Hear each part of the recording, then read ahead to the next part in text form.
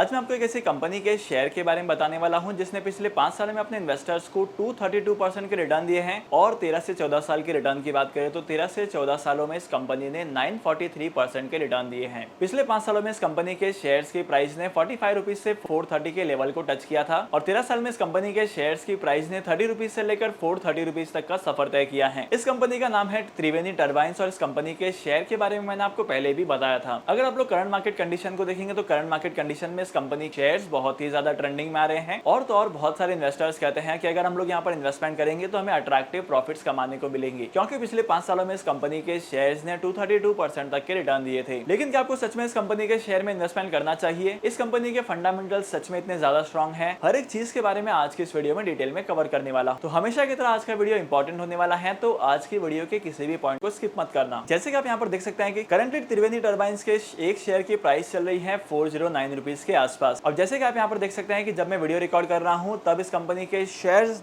4.20% grow कर चुके हैं। एक हफ्ते के रिटर्न की बात करें तो एक हफ्ते में इस कंपनी के शेयर्स की प्राइस 2.91% गिर चुकी है। एक महीने में इस कंपनी के शेयर्स की प्राइस 3.45% यानी कि अराउंड 4% तक गिर चुके हैं। लेकिन अगर आप एक साल के रिटर्न को देखेंगे तो एक साल के रिटर्न में कंपनी के शेयर्स ने 103% का रिटर्न दिया है। और जैसे कि मैंने आपको वीडियो के स्टार्टिंग में बताया है कि 5 साल में इस कंपनी के शेयर्स 232% से ग्रो कर चुके हैं और पिछले 13 सालों में इस कंपनी के शेयर्स की प्राइस ने 943% तक की ग्रोथ दिखाई है। ये तो थी रिटर्न की बात, लेकिन कंपनी का बिजनेस मॉडल क्या है और कंपनी के फंडामेंटल्स ने ज्यादा स्ट्रॉन्ग है, इसके बारे में भी जान लेते हैं और उसके बाद मैं आपको बताऊंगा कि यहाँ पर आपको इन्वेस्टमेंट करना है कि नहीं। त्रिवेणी टर्बाइन लिमिटेड एक होल्डिंग कंपनी है जो स्टीम को मैन्युफैक्चर करती है और स्टीम के प्रोडक्ट को मैन्युफैक्चर करती है। और करंटली अगर आप इस कंपनी के रेवेन्यू मॉडल को देखेंगे तो इस कंपनी का रेवेन्यू स्टीम मैन्युफैक्चरिंग से ही आता है और जितना ज्यादा इस कंपनी का बिजनेस बढ़ेगा उतना ही ज्यादा कंपनी को प्रॉफिट होंगे। लेट्स सी कि कंपनी के फंडामेंटल्स क्या कहते हैं और यहाँ पर आपको फंडामेंटल्स के बेसिस पर इन्वेस्टमेंट करना है कि नहीं। जैसे कि आप इनकम स्टेटमेंट को देख रहे हैं, यहाँ पर कंपनी का जो रेवेन्यू है वो इंक्रीज हुआ है फाइनेंशियल ईयर 2022 और 23 में। अगर आप इससे पहले के डेटा को देखेंगे तो कंपनी के जो रेवेन्यूज है इतने ज्यादा नहीं थे जो फाइनेंशियल ईयर 2022 और 23 में है। वहीं पर अगर आप कंपनी के नेट इनकम को देखेंगे तो कंपनी की नेट इनकम भी इंक्रीज हुई है और यहाँ पर कंपनी के नेट इनकम भी बहुत ज्यादा इंक्रीज हुई है। अगर आप अर्निंग पर शेयर को देखेंगे तो अर्निंग पर शेयर का अमाउंट भी इसी तरीके से इंक्रीज हुआ है। पिछले 2 सालों में मैसिव ग्रोथ देखने को मिली है, लेकिन इस टाइम पीरियड के पहले उतनी ज्यादा ग्रोथ नहीं। और अगर आप लोग डिविडेंड पर शेयर का अमाउंट को देखेंगे तो डिविडेंड पर शेयर का अमाउंट 2022 में 2.55 का था, लेकिन 2023 में ये 0 है। अगर आप कंपनी के रेवेन्यू की ग्रोथ को देखेंगे तो कंपनी की रेवेन्यू की ग्रोथ इंडस्ट्री के कंपैरिजन में ज्यादा है, जहां पर इंडस्ट्री का एवरेज -1.85% का निकल कर आता है, वहीं पर त्रिवेणी टर्बाइंस की एवरेज ग्रोथ है 11% की। अगर आप लोग पिछले 5 सालों में त्रिवेणी टर्बाइंस के मार्केट शेयर को देखेंगे तो त्रिवेणी टर्बाइंस का मार्केट शेयर भी इंक्रीज हुआ है, वहीं पर करंटली इस कंपनी का मार्केट शेयर हो चुका है 2.48% का। अगर आप कंपनी की बैलेंस शीट को देखेंगे तो कंपनी की बैलेंस शीट में सेम चीजें दिखाई देती हैं। पिछले 2 सालों में कंपनी के जो फिगर्स हैं वो इंक्रीज होते जा रहे हैं, लेकिन 2 साल पहले इस कंपनी के फिगर इतने ज्यादा इंक्रीज नहीं हुए थे। अगर आप कंपनी के करंट असेट्स की वैल्यूएशन को चेक करेंगे तो करंट असेट्स की वैल्यूएशन इंक्रीज होते जा रही है और अगर आप नॉन करंट असेट्स को देखेंगे तो नॉन करंट असेट्स की वैल्यूएशन भी थोड़ी बहुत इंक्रीज हुई है। वहीं पर कंपनी की लायबिलिटी भी कंपैरेटिवली इंक्रीज होते जा रही है और यहाँ पर कंपनी की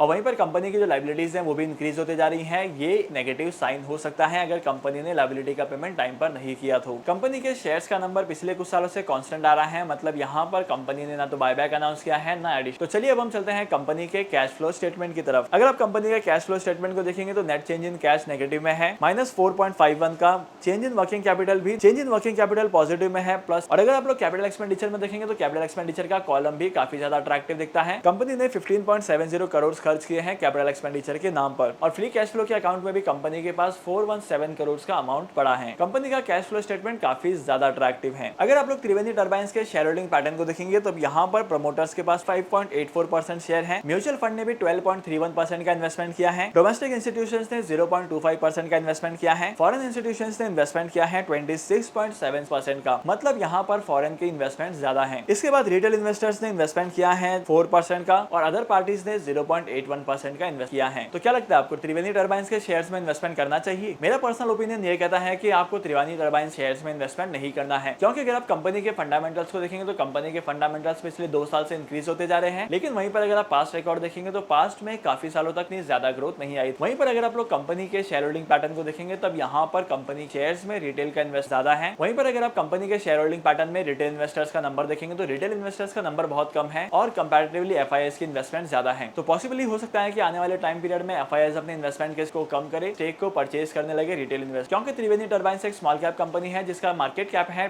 12,500 करोड़ का। स्मॉल कैप कंपनीज के सेक्टर में ऐसी बहुत सारी कंपनीज हम लोगों ने देखी है जहां पर उन कंपनी शेयर्स में इन्वेस्टमेंट करना बहुत ज्यादा रिस्की होता है, क्योंकि इन कंपनी शेयर्स की फ्लक्स बहुत ज्यादा होती है। और वहीं पर अगर स्टील मैन्युफैक्चरिंग की बात की जाए तो स्टील मैन्युफैक्चरिंग की डिमांड कब बढ़ेगी, कितनी ज्यादा बढ़ेगी, और डिमांड बढ़ने की वजह से कंपनी का प्रॉफिट कितना ज्यादा होगा, ये कुछ कहा नहीं जा सकता। तो definitely I would personally recommend कि आपको इस कंपनी को छोड़कर मार्केट में ऐसी बहुत सारी कंपनीज हैं जहां पर इन्वेस्टमेंट करके आपको अट्रैक्टिव रिटर्न्स कमाने को मिल सकते हैं, वहां पर आपको इन्वेस्टमेंट करना है। और अगर आपको जानना है कि कौन से सेक्टर में कौन सी कंपनी के शेयर में इन्वेस्टमेंट करना चाहिए, तो इनके ऊपर मैंने बहुत सारी डेडिकेटेड वीडियोस बनाई हैं जिसकी लिंक आपको डिस्क्रिप्शन में मिल जाएगी। आप लोग चैनल पर जाकर चेकआउट कर सकते हैं। और अगर आपके पास डीमैट अकाउंट नहीं है तो डीमैट अकाउंट ओपन करने के लिए भी लिंक मैंने दिया है डिस्क्रिप्शन के लिंक का इस्तेमाल करके डीमैट अकाउंट ओपन कर सकते हैं और स्टॉक मार्केट में इन्वेस्टमेंट करना स्टार्ट कर सकते हैं। तो आज के इस इंपॉर्टेंट वीडियो को यहीं पर खत्म करते हैं। मैं आपको मिलूंगा अगली वीडियो में नए टॉपिक के साथ, एक इंटरेस्टिंग टॉपिक के साथ। तब तक के लिए साइनिंग ऑफ, हैप्पी इन्वेस्टिंग।